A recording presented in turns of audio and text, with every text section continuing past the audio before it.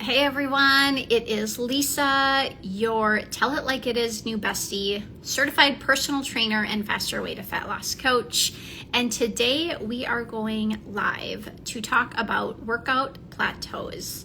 So this happens to everyone, including myself, and it usually happens more to experienced exercisers, I would say, or more advanced exercisers than beginners. Because as a beginner, you're new to exercise, your body adapts quickly and your body kind of likes that new stimulus you're giving it. If you are someone who has been exercising for many years, I'm sure you have experienced workout plateaus before. And the reason you might continue to experience them more frequently is again because your body can adapt to what you're doing. And so I'm going to give you 5 tips today to help you overcome those workout plateaus from a certified personal trainer who's been in this industry for 17 years. So first off, before we start, I would love if you tagged a friend who would benefit from hearing about this topic. So tag your gym bestie, your group exercise class friend, so that they can hear this information too. Okay. So for those of you that don't know what a workout plateau is, it's when you stop seeing progress despite continuing your regular exercise routine. And again, this can happen to anyone, whether you're beginner or advanced. So my first secret is to change up your routine. So one of the best ways to overcome a plateau is to change up what you're doing. Your body adapts to the same workouts over time. So mix it up a little bit. This is why in the program that I coach, we do something called progressive overload. So like as a personal trainer, we are taught how to create a program when you're training someone one-on-one that will progressively make that program harder, and it's called progressive overload.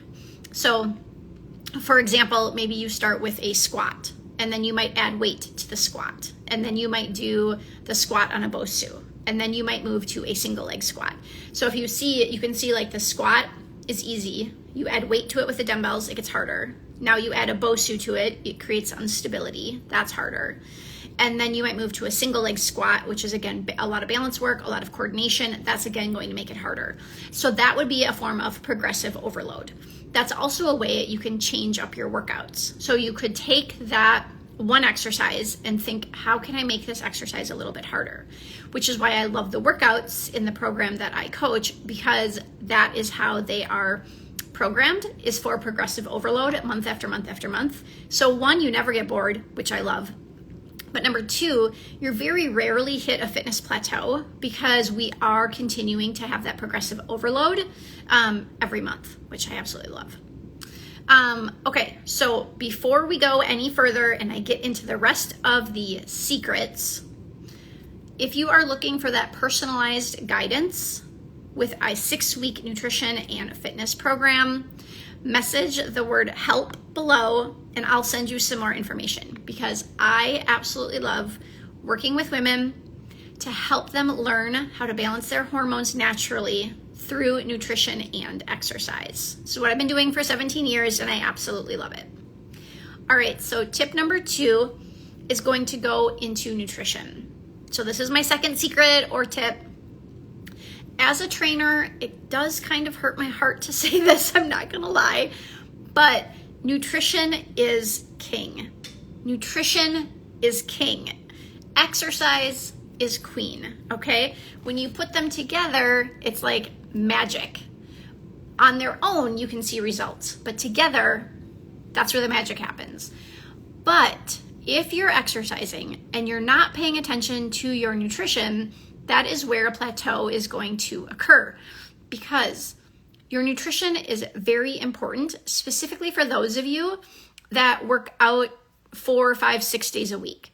If you are not fueling your body to support your workouts, you're not going to see the results that you want from those workouts. Your body is not going to build muscle or shed fat if you're not even eating 1,200 calories, okay?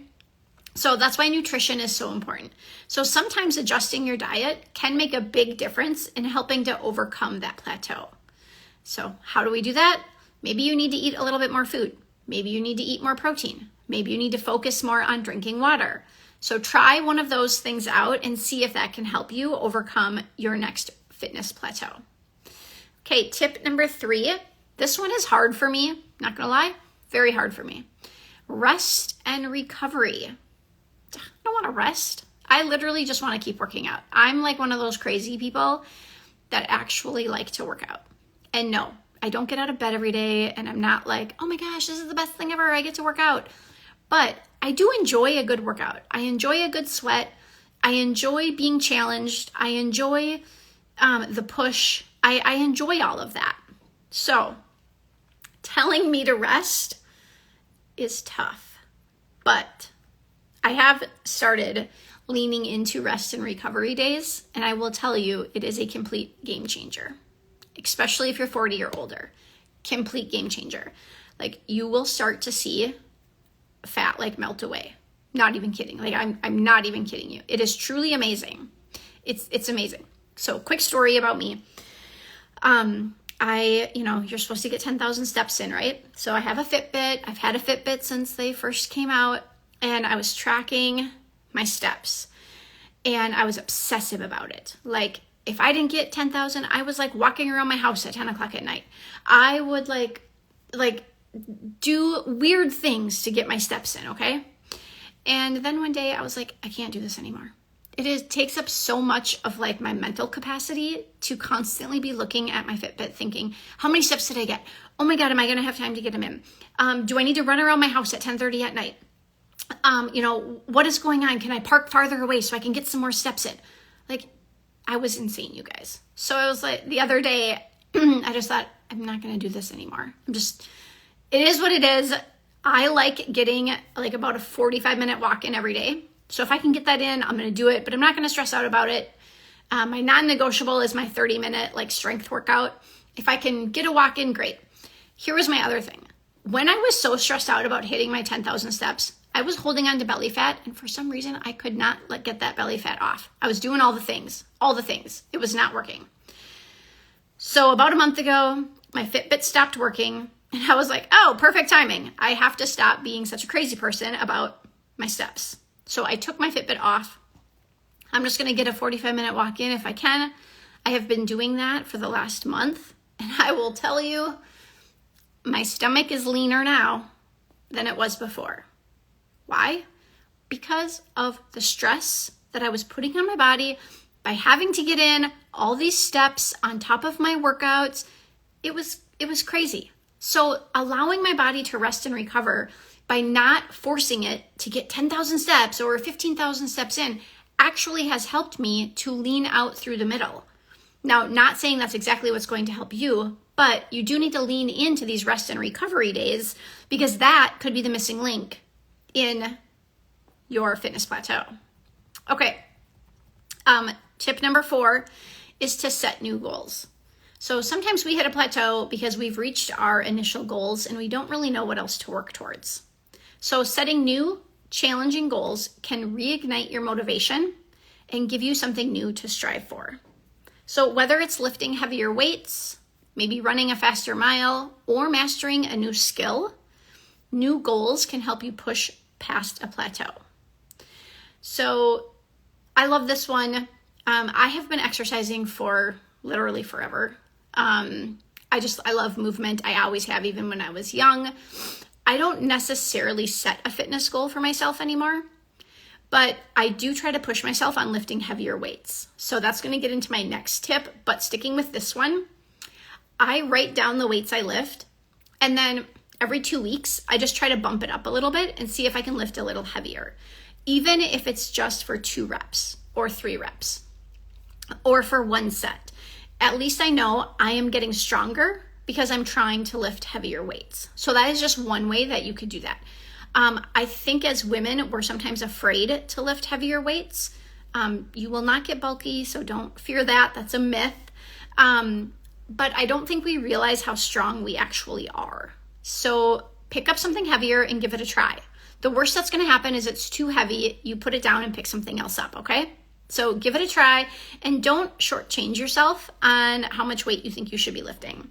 I teach a group exercise class, a group training class twice a week. And the ladies there always want to grab like 10 pounds. I'm like, yeah, no, we're not using 10 pounds for like a squat. Like, you guys go pick up the 20s. You can do that. Your legs are stronger than you think. And they are always amazed at how much weight they can actually lift. So set that new goal for yourself. All right.